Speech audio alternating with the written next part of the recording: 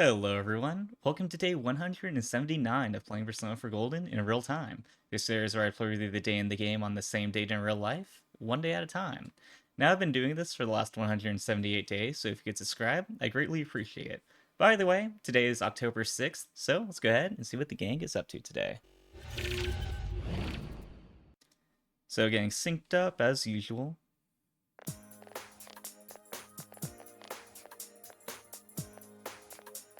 Oh, Naoto's back. Glad to Are you see feeling it. better now? Yes, thanks to all of you. I'd like to thank you once again for what happened. Don't mention it. But hey, your uniform. Huh? Yes. After contemplating the matter, I went with what I've been wearing thus far. There's no need for you to... Hey, it's the Detective Prince. That's no prince. I heard he's a she. Huh? You serious? If he's a she, then... oh, crap! Kinda disappointed. But then again, there's something neat about it. Yeah, if you look at it a certain way, doesn't she seem pretty cool? Okay, I think for 2011 they're handling this pretty My. decently. Rumors spread I mean, so quickly. definitely could be better, but let's go ahead and say, I want to show them support. We'll say, we're on your side. Thank you. But it doesn't bother me at all. There's no need to worry on my behalf. So please, treat me as you did before. That aside, I'd like to discuss the case with you all.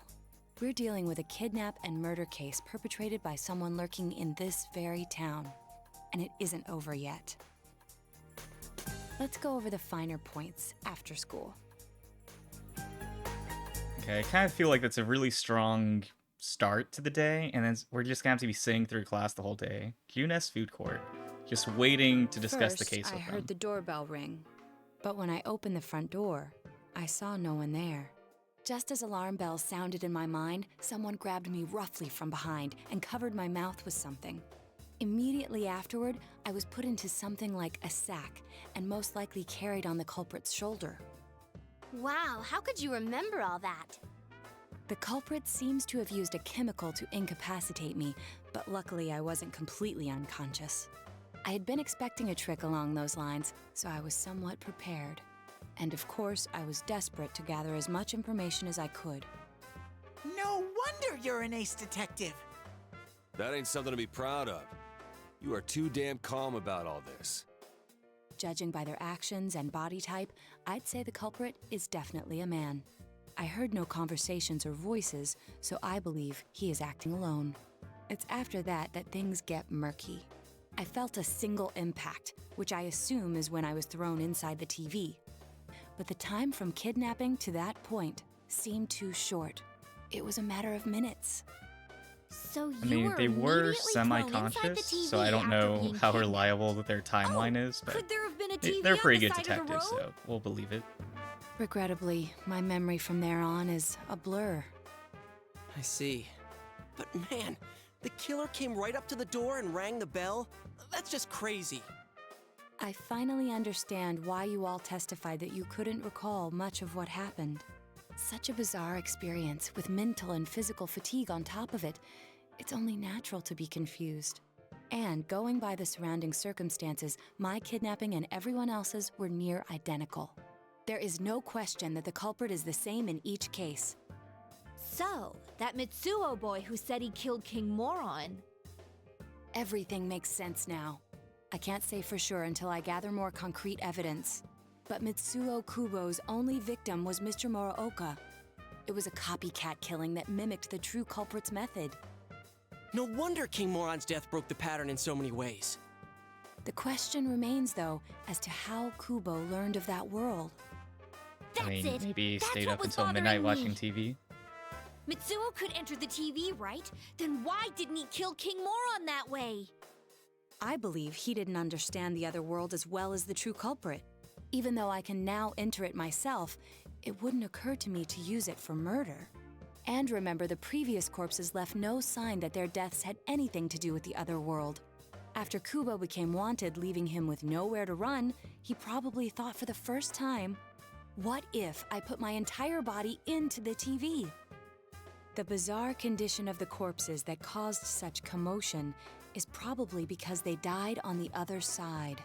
It's a simpler explanation than figuring out why the killer would risk disposing of the bodies in such a way. Which means their inexplicable condition of being hung on a foggy day wasn't due to the culprit making a statement. Much of our speculation could be tested if we could ask Kubo in person. However, I've unfortunately been taken off the investigation, and I highly doubt that the police will believe any of this. I was wouldn't hoping admit that it to wasn't have a Mitsuo scene in where the we meet first Kubo, place. but Hannibal Once Lecter you've said style. something on TV, it's not easy to admit you were wrong. I believe the primary cause of my dismissal was because I raised that possibility to them. The police won't readily concede that they made false charges, all the more so if the accused is a juvenile. In fact, the overwhelming sentiment with the police force is to end this case with his arrest. Even if it's possible there's another killer? Those dickheads. I had a feeling that would be the case. Not that I trusted him in the first place. But, Naoto, if you were that calm when it happened to you, couldn't you have, I'm not saying you should have caught him, but isn't it kind of sad for an ace detective to go down that easily? To tell you the truth, I was really scared. I'm sorry. I mean, It Naoto can't already be got us so helped. much information. None of I us feel could like resist the it'd be culprit either. weird to Don't blame forget, them. Naoto-kun is younger than us, and she's a girl. Oh yeah, that's true. I keep forgetting when I see her talking like this. You know, Naoto, What is it? you got balls. For a girl. Regardless, I have no doubt that the culprit will continue with his attacks. We can only watch and wait for him to make the next move. But this is no longer a mere job or someone else's affair. I want to know the truth of why we were targeted. Please allow me to join your effort. I mean, we're not going to turn down Naoto. Thank you very much. I'll do my best, leader. Naoto joined the group. She'll definitely be a strong asset in solving the case. Okay, another social link. Making progress on it. The investigation team social link has reached level 8. Your power to create personas of the Fool Arcana has grown. Since I'm the king of the geniuses, I knew it would work out this way. Ta-da! Now Chan's glasses. Thank you. They told me about you, Teddy. I can sympathize with your drive to find yourself. If I may help in any way, let me know. Wow, what a Okay, nice Naoto's girl. quite a bit more accepting than I expected. The true culprit is still at large. For now, you'll just have to wait for them to make the next move.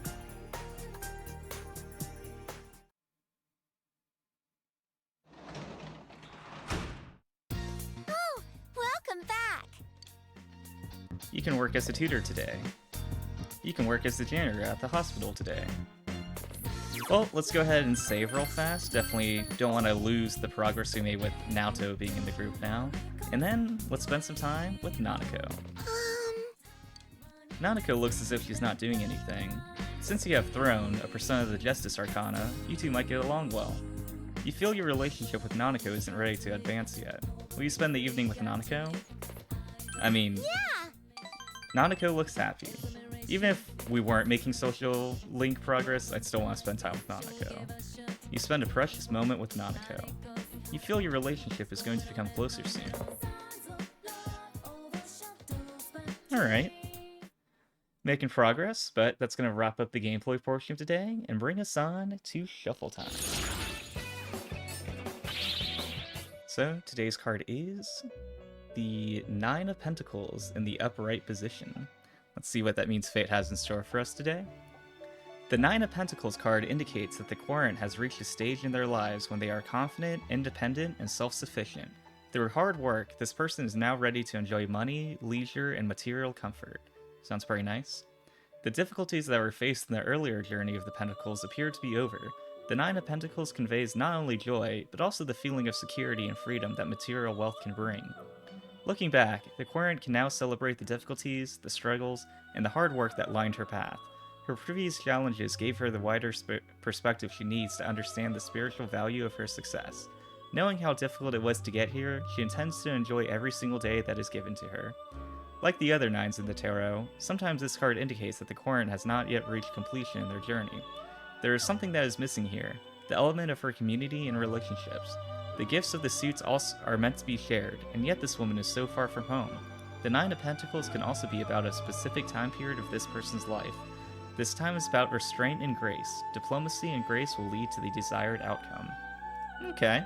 I mean, it all sounds pretty positive and just kind of like, yeah, they've made it.